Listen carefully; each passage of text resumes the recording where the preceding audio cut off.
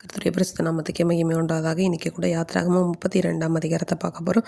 இந்த அதிகாரத்தில் என்ன ஆகுதுன்னா, மோசே மலையிலேருந்து வரதுக்கு லேட் ஆகுதுன்னு சொல்லிட்டு ஜனங்கள் எல்லாம் என்ன பண்ணுறாங்க, ஆரோன் கிட்டே போய் நீங்கள் எகிப்து தேசத்துலேருந்து எங்களை கூட்டு வந்த மோசேக்கு என்ன ஆச்சுன்னு எங்களுக்கு தெரியல, அதனால் இப்போ என்ன பண்ணுறது தெரியல, எங்களுக்கு என்ன பண்ணுறதுன்னா ஒரு தெய்வம் வேணும் எங்களுக்காக உண்டு பண்ணுன்னு சொல்லிட்டு உடனே ஆரோன் என்ன பண்ணுறாரு, உங்ககிட்ட இருக்கிற எல்லா பொன் ஆபரணங்கள் எல்லாம் கொண்டு வாங்கன்னு சொல்கிறாங்க. உடனே அவங்க என்ன பண்ணாங்க, அவங்க காதில் இருந்த பொன்னணிகள் எல்லாத்தையும் கலத்தி கொண்டு வந்து ஆரோன் கிட்ட கொடுத்தோன்னா அவர் ஒரு கன்றுக்குட்டியை அதை என்ன பண்ணுறாரு, உருவாக்கிட்டு சொல்கிறாரு, இஸ்ரவேலரை இதான் உங்களை எகிப்துலேருந்து அழைச்சி கொண்டு வந்த தெய்வம் அப்படின்னு சொல்லிட்டு.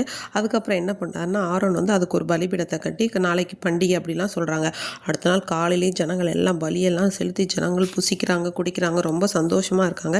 இப்போ கர்த்தர் மோசையை பார்த்து சொல்கிறாரு, எகிப்து தேசத்துலேருந்து நீ கொண்டு வந்த ஜனங்கள் அவங்க வழியை கெடுத்துக்கிறாங்க, நீ இறங்கி போன்னு சொல்கிறாங்க. அவங்களுக்கு நான் விதித்த வழியெல்லாம் அவங்க என்ன பண்ணுறாங்க, சீக்கிரமாக விட்டு விலகிட்டு அவங்களுக்கு ஒரு கன்றுக்குட்டியை வார்த்தை அதுதான் தெய்வம்னு சொல்கிறாங்க அப்படின்னு சொல்கிறாங்க. உடனே கர்த்தர் மறுபடியும் மோசையை பார்த்து சொல்கிறார், இந்த ஜனங்கள் வணங்கா கழுத்துள்ள ஜனங்கள் சொல்லிட்டு என்னோட கோபம் இவங்க மேலே மூலப்போது நான் இவங்களை அழித்து போடுறதுக்கு நீ என்னை விட்டு நான் உன்னை ஒரு பெரிய ஜாதியாக்குவேன்னு சொல்கிறாங்க.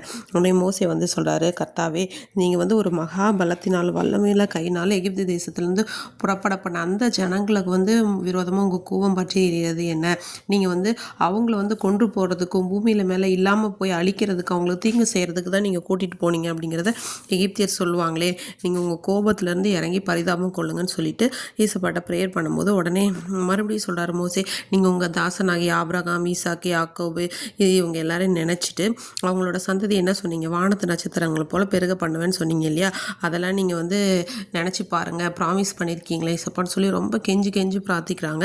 உடனே கர்த்தர் அதை கேட்டுட்டு அவர் பரிதாபம் கொள்கிறாரு, நம்ம சரியாக அவங்களுக்கு எதுவும் பண்ண வேண்டாம். உடனே மோசே என்ன பண்ணாருன்னா மலையிலேருந்து இறங்கினாரு. அந்த சாட்சி பலகைகள் கையில் இருக்குது. அப்போ அது தேவனால் எழுதப்பட்டதாக இருந்தது எல்லாம் நம்ம பார்த்துருக்கோம் இல்லையா. ஜனங்களோட ஆரவாரம் பண்ணுறத மோசே கேட்டுட்டு யோசுவா கேட்டுட்டு சொல்கிறார், மோசையை பார்த்து, பாளையத்தில் ஏதோ சண்டை வந்திருக்கும் போல இருக்கும், போர் வந்திருக்கும் போல இருக்குன்னு சொல்கிறாரு. உடனே மோசே சொல்ல, அது ஜெயதுனியோட சத்தமும் இல்லை, அபஜெயதுனியும் கிடையாது, அது பாடல் சத்தமாக தான் எனக்கு கேட்குதுன்னு சொல்லிட்டு அவங்க கிட்ட பார்த்தா இவங்க கண்டுக்குட்டியெல்லாம் பார்த்தோன்னே அவங்களுக்கு ரொம்ப கோவம் வந்துச்சு. உடனே மோசே அதை எடுத்து தண்ணியில் கலந்து அதை அவங்களே குடிக்க வைக்கிறாரு. உடனே மோசையை பார்த்து ஆரோனை பார்த்து கேட்குறாரு, நீ இப்படி ஜனங்கள் மேலே பாவம் பண்ணதுக்கு ஏன் இப்படி பண்ணன்னு சொன்னோன்னா ஆரோன் சொல்கிறாரு, என் மேலே கோவப்படாதீங்க, அந்த ஜனங்களை பற்றி தான் உங்களுக்கு தெரியுமே, இவங்க தான் இந்த மாதிரி கன்றுக்குட்டி வேணும்னு சொன்னாங்க, நான் இப்படியெல்லாம் பண்ணேன்னு சொல்லி அவர் சொல்கிறாரு.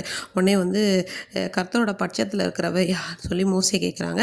அப்போ என்ன பண்ணுறாங்கன்னா, அவங்க பட்சத்தில் கொஞ்சம் பேர் என்ன பண்ணுறாங்கன்னா நிற்கிறாங்க, லேவியோட புத்திரர் எல்லாம்.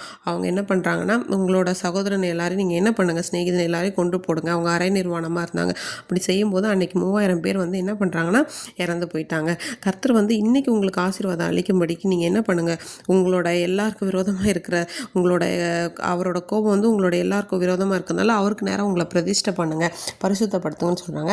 மறுநாளில் மோசே ஜனங்களை பார்த்து சொல்கிறாங்க, நீங்கள் பெரிய பாவம் செஞ்சிட்டீங்க, உங்களுக்கு யார் பாவ நிவர்த்தி செய்ய முடியும், நான் கர்த்தர்கிட்ட ஏறி போகிறேன்னு சொல்லிட்டு மோசே கர்த்தர்கிட்ட போயிட்டு, இந்த ஜனங்கள் இப்படியெல்லாம் பண்ணிட்டாங்க ஏசப்பான்னு சொல்லி பெரிய பாவம் பண்ணிட்டாங்க, ஆனால் நீங்கள் என்ன பண்ணுங்கள், அவங்க பாவத்தை எல்லாம் மன்னி தரலுங்க, இல்லைனா என்னோட பேரை நீங்கள் என்ன பண்ணுங்கள், உங்களோட ஜீவ புஸ்தகத்துலேருந்து கிறுக்கி போடுங்க அப்படின்னு சொல்கிறாங்க.